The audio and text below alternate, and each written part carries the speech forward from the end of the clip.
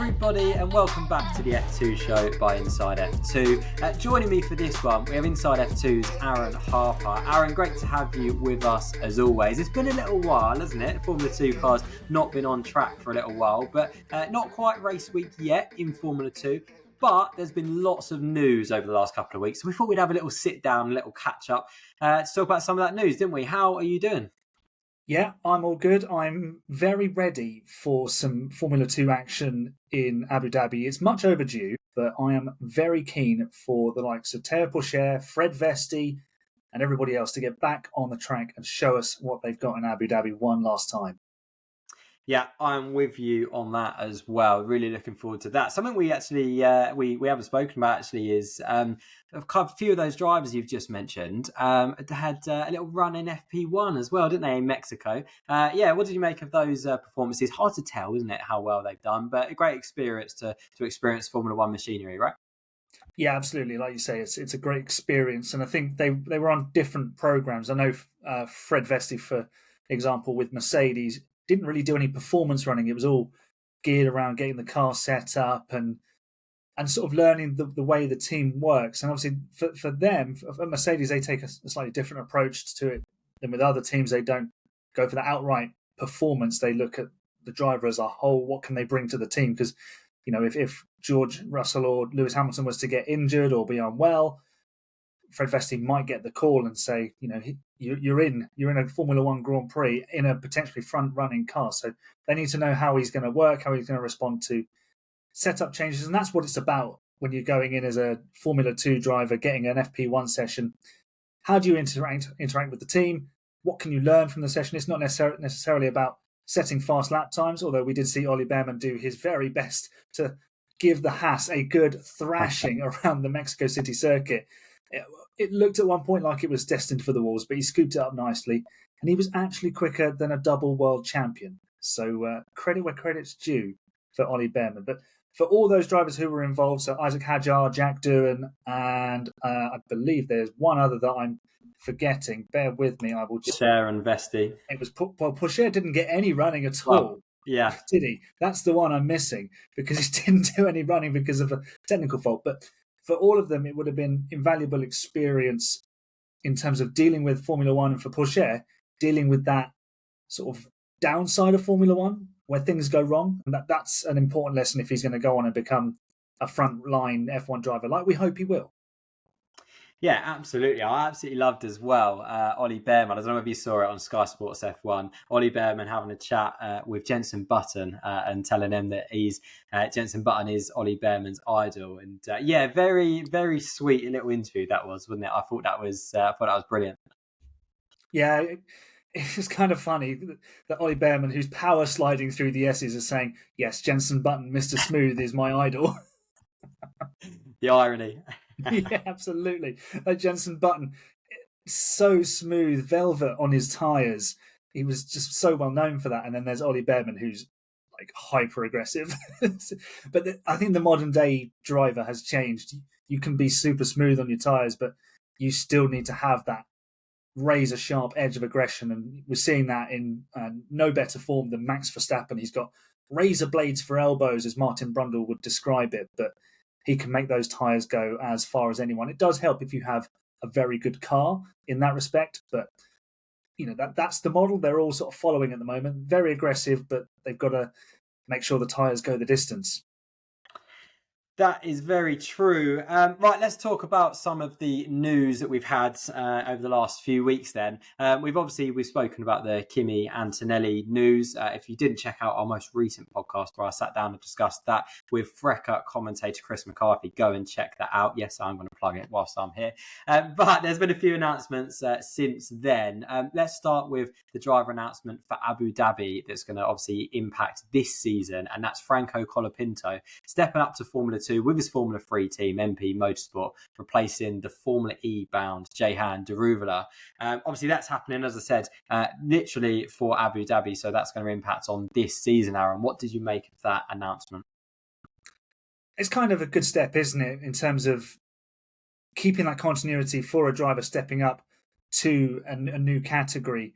And he'll know maybe a few team members within the group, so he'll there'll be a few familiar faces. And I think for a young person, that is really important that you go into an environment that allows you to feel comfortable. And these drivers are being asked to perform instantly. It's eat or be eaten in junior Formula. And you see that in the lower rungs of the Formula One grid as well. You have to deliver immediately. So to have that familiar surrounding, people you know, people who can get the best out of you, it can make all the difference. And obviously, it is only a one-off in terms of 2023 for Franco Colapinto, but he is going to be with that team for 2024, and he'll be alongside his teammate for next year, next weekend in Abu Dhabi as well. So I think that's going to make a real difference too.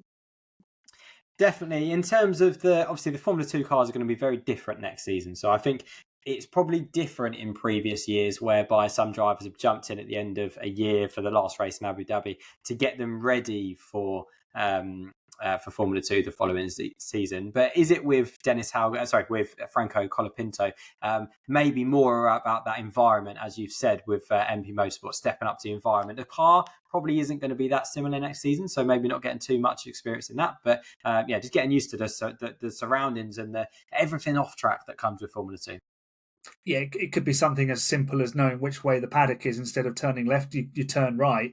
So it can. They're the small details of knowing where to go. But like you say, the environment is really, really important. I mean, the cars are going to change drastically for next season. But I think in terms of standards and the quality of driver that you would expect to see in Formula 2, that's going to be sort of an eye-opener for anyone who does this sort of standard final swan song appearance for 2023. We see it most years in Formula 2. Someone steps up, or three drivers step up from Formula 3, and then they're in a Formula 2 seat. We saw Jack Doohan was it on the front row a couple of years ago when he stepped up from F3. So it's possible that a driver can step up and just arrive, and suddenly they're on the front row. So it is about standards, and like you say, without the continuity of the car, I think it's the environment, it's standards, it's just it's almost a free hit for Franco and for any other F3 driver that does make that sort of final race appearance for this season. So just like you say, getting them ready, but not too much in terms of technical side that can carry over. Definitely a Williams-backed driver, of course, and he's going to be the first Argentinian to race in Formula 2. And I'm really excited about Franco Colapinto. I think he's been a real star over the last couple of seasons in Formula 3. So looking forward to seeing him step up and see what he can do. As Aaron's already alluded to, he'll be partnering Dennis Hauger, not only for Abu Dhabi this year, but for 2024 as well.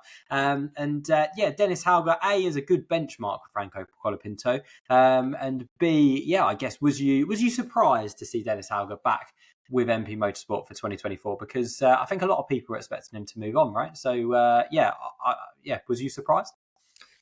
Yes and no. I mean, we've been hearing a lot of mutterings about Red Bull trimming down their junior driver program. Maybe a couple of others are going to be let go from it too.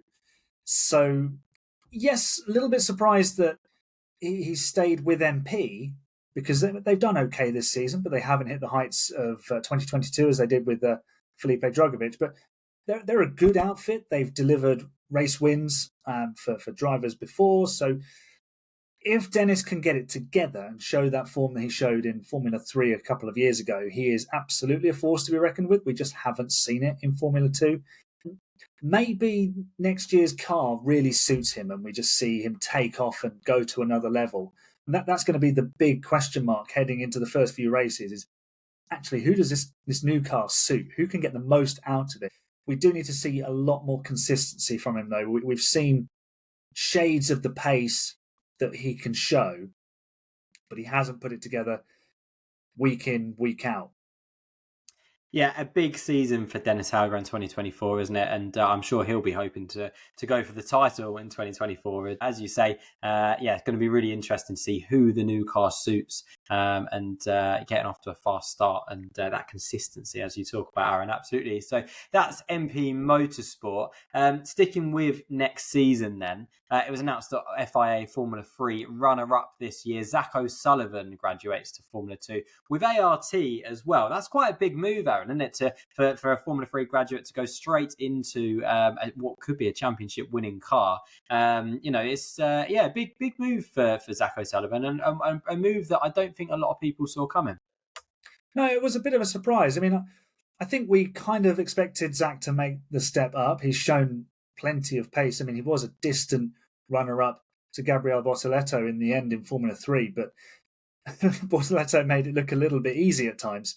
So, yeah, I wasn't surprised that Zach made the jump into Formula 2. I think with ART, it's both a great opportunity, but it's also the sword that might sort of cut his legs out from under him if he doesn't perform, because ART have been very, very good the last couple of years. I suppose, like we've mentioned a couple of times already, we need to caveat everything with this new car. I mean, they've been working with this current machine for several years, so they've worked out how to fine-tune it, get the best out of it. It's about getting the driver comfortable. When we get to next season, it'll be driver and team working together to fundamentally understand the car, because they'll get a little bit of testing, but there's never enough testing in motorsport ever. So, they're going to be working through it. And it might be mid-season that someone just emerges.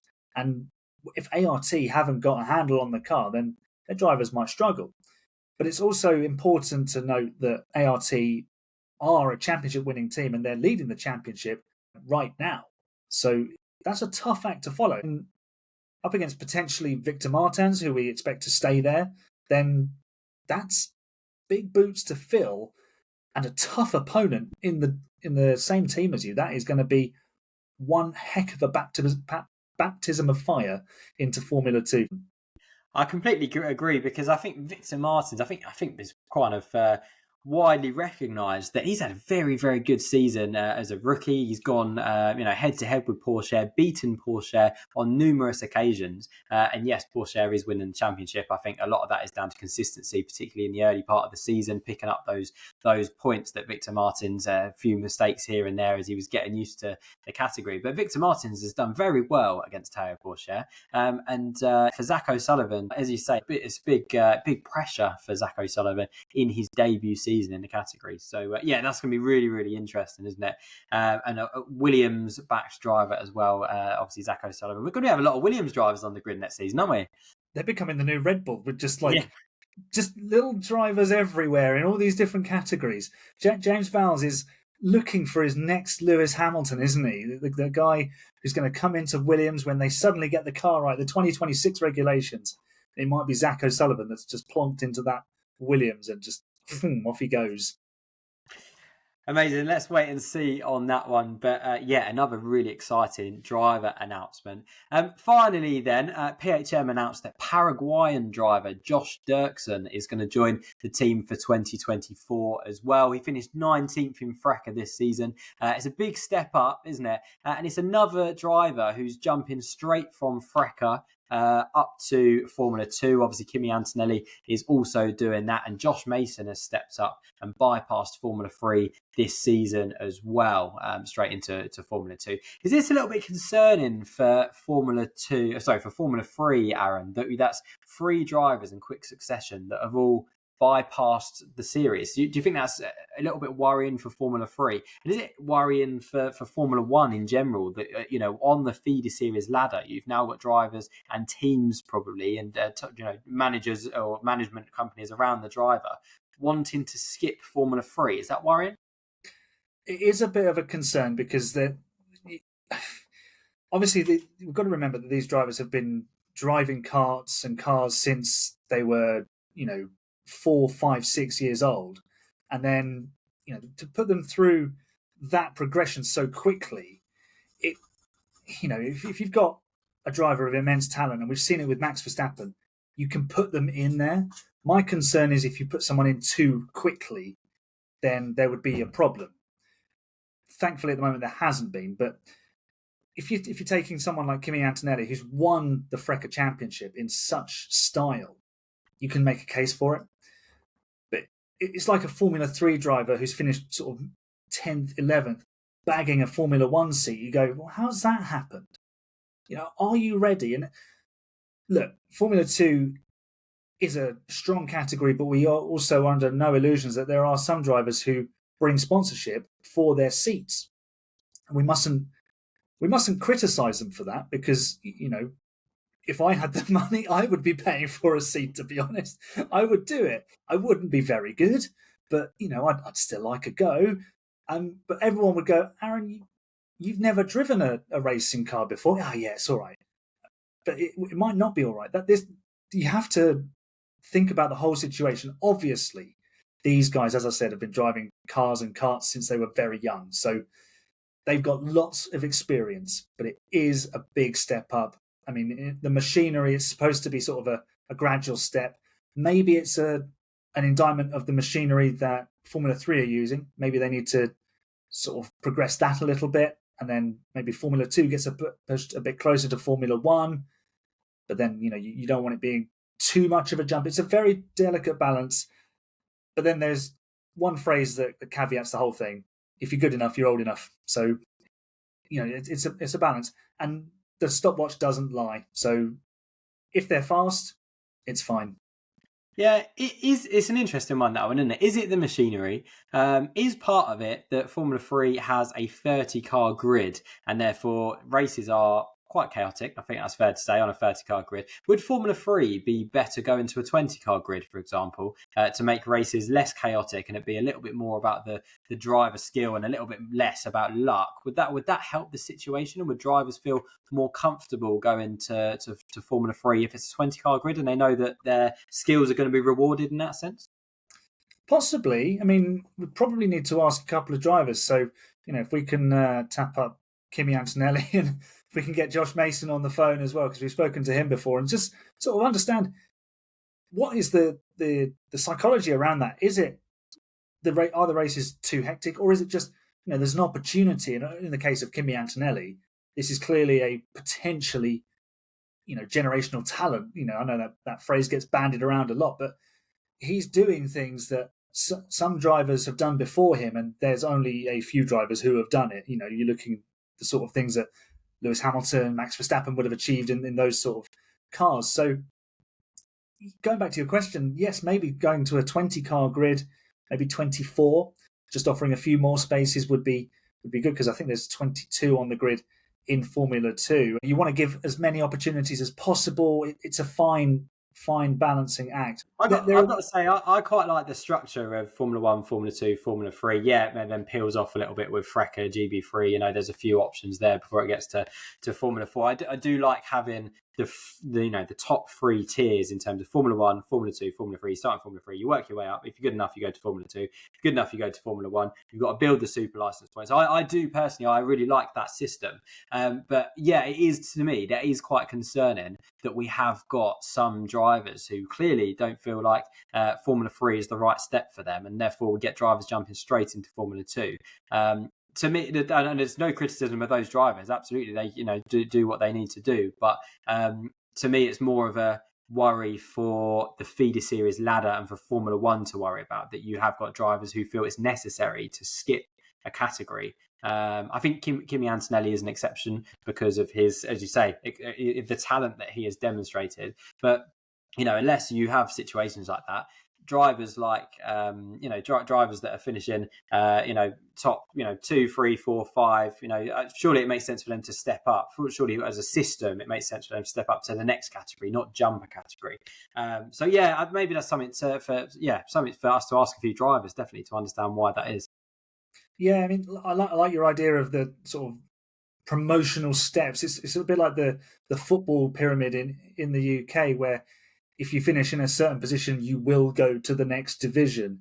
I mean, it's slightly different like that in motorsport, because, like I've mentioned, funding plays a big role, and you might not be able to fund the seat, then it becomes more and more expensive as you go up. But then maybe if those certain positions come with a budget for helping you get another seat, and the same with Formula 2, this is something that I've long felt Formula 1 itself, Formula 1 management could probably do better, is support getting those young drivers from Formula 2, especially the champions, because the last two champions, and we're looking at a third, haven't gone straight onto the F1 grid. Okay, Oscar Piastri has finally got onto the F1 grid with McLaren and has shown he's absolutely worthy of a seat, but there must be a way to to help getting Felipe Drugovich on the scene because he's won the championship. He's proven he's got the ability.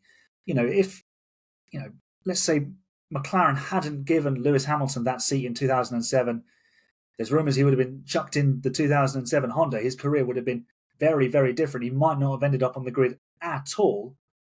Suddenly you're missing out on this amazing talent. If Red Bull hadn't plumped Max Verstappen out of F3 and into the Toro Rosso, it was called then, again, we're missing out potentially on a world champion. So I like your concept, and I think there's something to be said for it, because if you secure a position like the top 3 in Formula 3 should automatically go to Formula 2, and then you've got to figure out a way to stop the bottleneck at the top of Formula 2 and get them onto the grid in Formula 1 to give themselves an opportunity to secure an F1 seat. IndyCar do it really well. The IndyCar champion gets, I think it's $1 million of sponsorship to help them secure an IndyCar seat for the following season. And it works really well. You get these drivers coming onto the grid. So it's Formula 1 sorting out its model and then everything sort of falling into place. But we know with Formula 1 and the political side of things, it doesn't move particularly quickly.